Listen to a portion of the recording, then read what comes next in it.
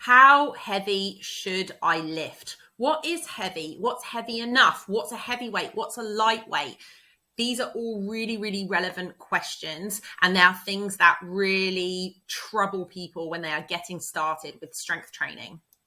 So the first thing to point out is that heavy is a relative term. So some women might only be able to squat with 4 kilos or 8 pounds.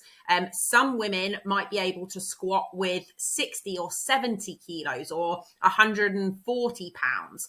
Some men might be able to squat with 200 kilos on their back. So there is no such thing as heavy and light. It's all relative to your level. Therefore, I don't tell my trainees, do this exercise with 10 kilos or 20 pounds. I have a different way of telling my trainees how much weight they should lift. And just like with rest, this is regulated by auto regulation or your own regulation.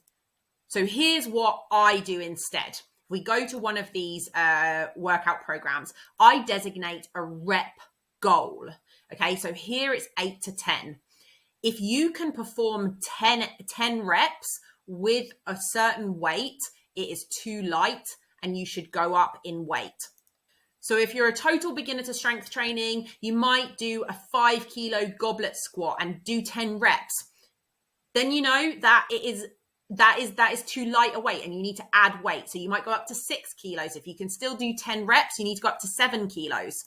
Some women will tell me, oh, but it felt hard for the last few reps. Of course it felt hard. We're not knitting, we're lifting weights, it's strength training. It doesn't need to feel easy for the last few reps in order for you to go up in weight. So the same is true if you're intermediate, if you've been lifting weights on and off for, the past few months or for most of your life, and you're going back to the gym and you want to figure out how much weight you should put on the barbell. You might just start with something that you can do. Okay, just put 30 kilos, 65 pounds on the bar and give it a go. And you'll do 5 reps because you used to do 60 kilos, you used to do twice that. So then go up in weight by a sensible increment, like 2.5 kilos or maybe even 5 kilos. If you're more advanced, you'll have more of an understanding of something called proximity to failure. So you'll know if, okay, that 30 kilos, 5 reps, that felt easy. I'm going to go up to 40 kilos. Or you might say, okay, that felt pretty heavy, but I could do a bit more. And then you go up by 2.5 kilos. Proximity to failure means, well, first of all, failure means if I can't actually perform the exercise, if I try to get out of the squat and I can't get out of it and I'm stuck, that is failure. That is muscular failure. So proximity to failure means how many reps to failure are you? If you did 5 reps at 30 kilos, but you could do 30 reps, you're a long way from failure. When you're intermediate, you want to be training within 1 to 2, 3 reps max of failure. When you're a beginner, however, you won't know what that feels like, and you won't want to be working out with such heavy weights that you could fail the rep, because that's how you're going to get injured. So you just start with whatever you can do. Maybe it's just a body weight squat. Maybe it's a 5 kilo goblet squat. Whatever it is, start with what's right for you for 10 reps, what feels hard. And then later we'll talk about how to progress over time. It doesn't matter where you start. It matters how you progress and if you progress over time. The other important thing to note is that the same person won't always have the same ability to lift weights. An extreme example is before my second pregnancy, I was squatting 60 kilos.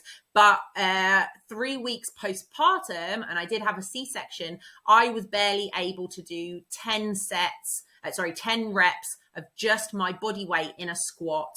And I was very, very sore after 2 sets of that. So if you haven't lifted weights for a long time, you will have lost strength. If you've had a pregnancy and given birth in between then and now, you will have lost even more strength, and you need to start conservatively. If you're not sure, err on the side of caution. If you're a beginner, start with really light weights, and then we'll talk about how to progress. If you haven't worked out in a long time, start with something you feel really confident you can do, and you can always build up from there. So the main takeaway is that you do need to be lifting something that is challenging for the number of reps that you're doing. The rep goal and the rep range that's designated will tell you how many reps you need to do, and you need to make sure that it is sufficiently challenging for those number of reps. But that will be relative to your training level, to your experience, to how regularly you train, and to certain genetic predispositions.